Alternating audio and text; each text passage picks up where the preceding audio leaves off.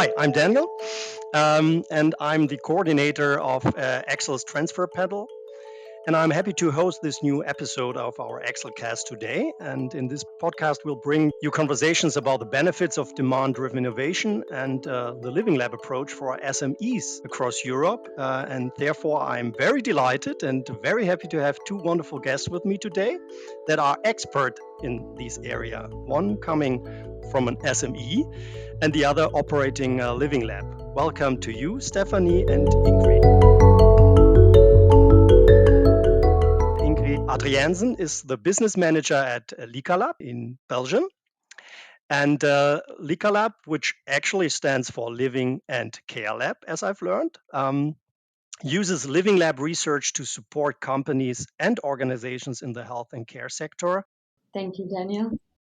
And one of these companies that have been using the Living Lab approach together with LiCalab is a company called Moonbird. And one of the founders and executives of Moonbird is also with us today, Dr. Stefanie Broes. Yeah, I'm Stefanie. I'm the co-founder of Moonbird.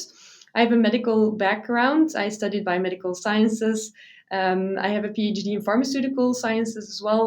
And I'm passionate about yoga, meditation, awareness techniques in general, which is something that we don't learn at school, but it's something that I just learned in my life about being aware of your surroundings, of yourself, of being in the moment, and so on.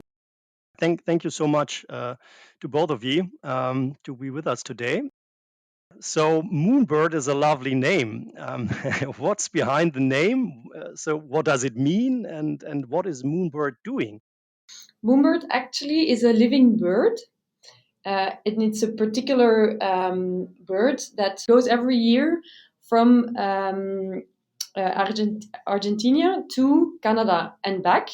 And in its lifetime, it has made more than the distance from the Earth to the moon, which is why they call this bird the moonbird. And it's a symbol for longevity and well living and things like that. And we thought it was a fun name. It's a atypical name, but it's something that sticks in your head when you hear it. And we thought that the symbol of the meaning of the name was also something fun. And it fits with what we're doing actually. And we want to increase the well-being of people and especially the mental well-being of people. And we do that through helping people with breathing exercises. That's our first product that we made. So we developed a tool that you hold in your hand and that supports you or guides you to do personal breathing exercises. So when I saw people in my environment struggle with sleeping problems or anxiety, I wanted to learn them these techniques, but in a different way than how they're usually taught, which is classes, yoga classes or meditation classes or an audio guide or another app on your phone about we're obviously looking too much to our smartphones in general. So that's why I developed the idea of creating something tangible, something tactile, really like in a natural and organic way, like you would hold a bear as for children or something like that, something tactile that supports and guides you during these breathing exercises and that really draws you into this experience rather than just listening to an audio guide. And so that's where the idea came from some a device that actually breathes with you and you don't have to think about anything anymore. You just have to breathe along and it helps you to relax, to fall asleep faster, to calm down, to find mental peace and so on.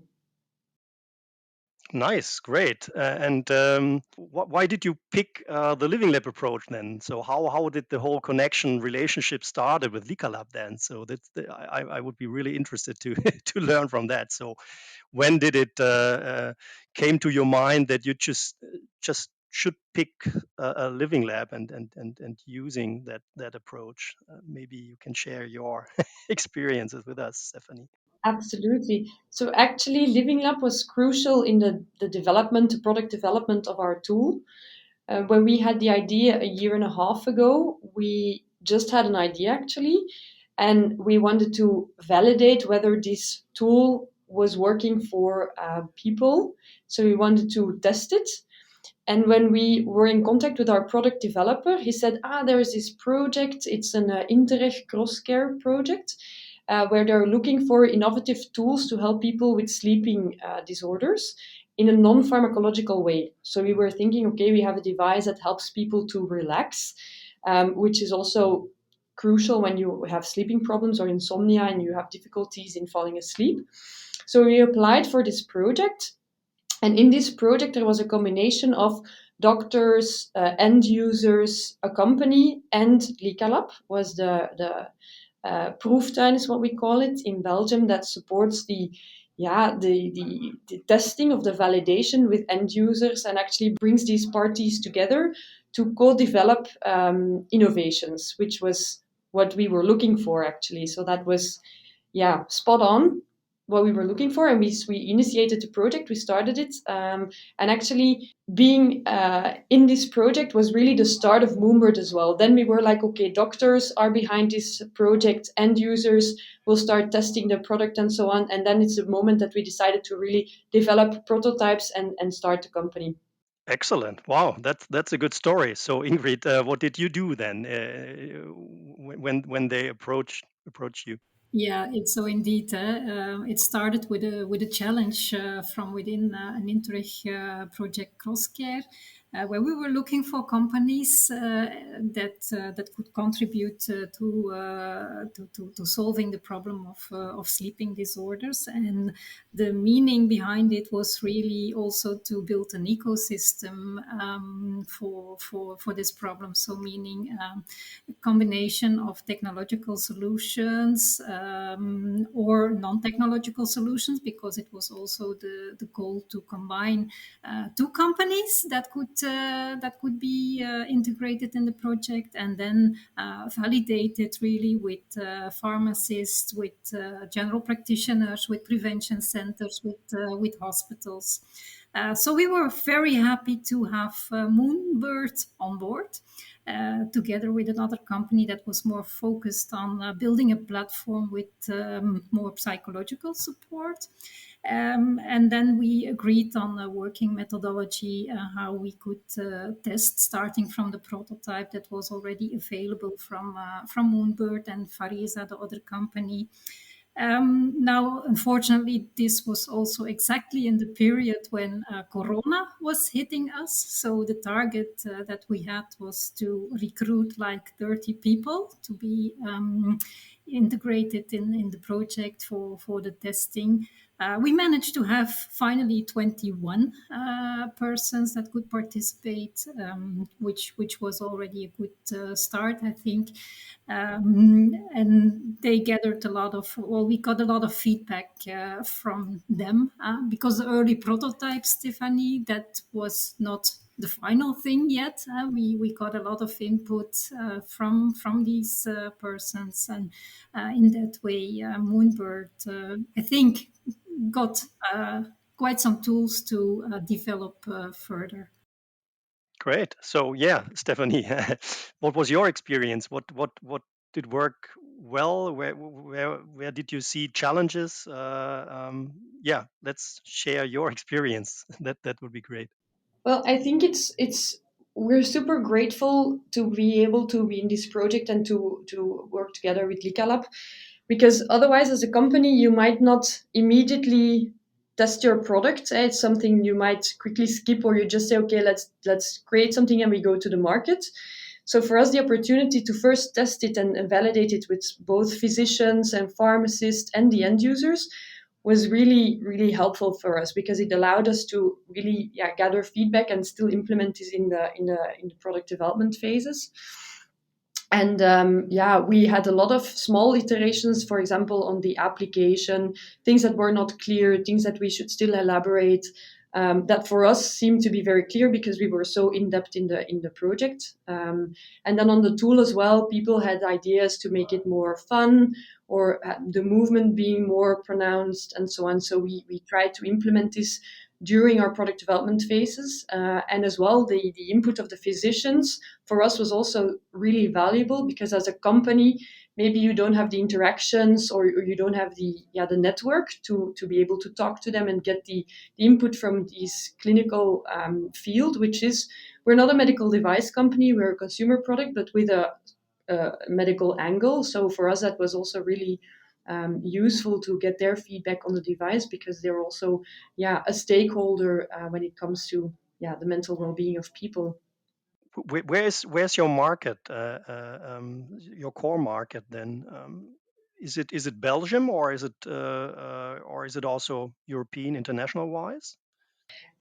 We target actually a very international population. In general, it's people suffering from stress, anxiety, sleeping disorders, which is people all over the world.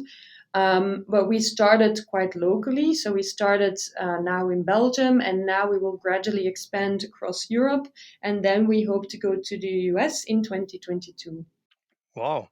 And how is your relationship now evolving after the first phase of the Living Lab is over? What I just learned. So where is your relationship now heading to? So maybe to Ingrid, how can LiCalab now support SMEs in the next phase, in the next stage? Yeah, we're still working together for now. So after the first testing of the prototypes, there's been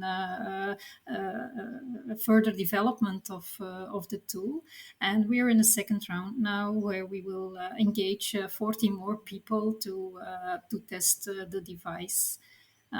We're also thinking, or moonbird is also thinking, to develop the device further, if I may say that, Stefanie, for use for children.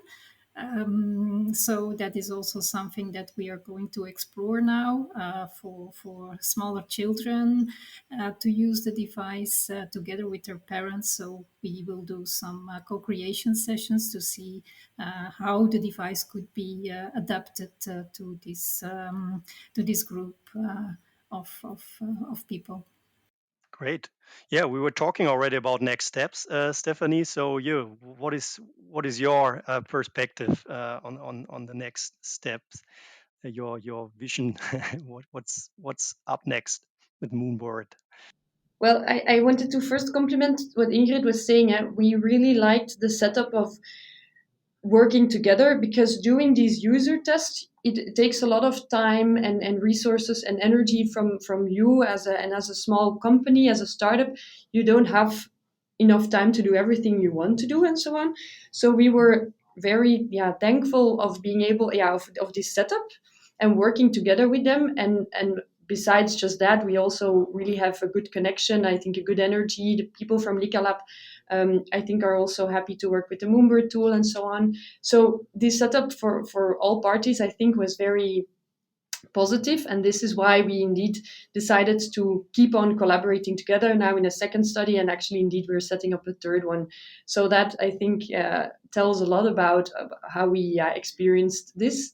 And as Ingrid is saying, we are now thinking about other products, but we still have to further commercialize our current product, our moonbird, our first device. As I said, not only in Belgium, but also internationally. So we're now scaling. We just did also a funding round. Our team is expanding, and we're setting up production to really increase the volumes that we can produce. So there's a lot of things going on here. Okay, good luck with that. That sounds really interesting. What a great success story, I guess. And you could see how things evolve, and how collaboration and open innovation really, feels like. And I think we are happy to learn about the spirit and your experiences with the LiCalab and with the Living Lab approach. So thank you so much for your insights and for the nice talk. And I'm happy to see and meet and talk to you in the future. Thank you so much. Yeah, thank you very much for this talk. Also, you, Stefanie. We are very happy to collaborate with you and to continue collaborating with you. So, for people who are listening, if you want to know more about LiCalab, just visit us at our website, licalab.be. Thank you. Thanks for the invitation. Great work on the podcast. And obviously, thanks Ingrid and LiCalab and the whole team for collaborating. We also really love this project. I think that was clear in this podcast already. And indeed, if you want to learn more about Moonbird, please check out our website as well.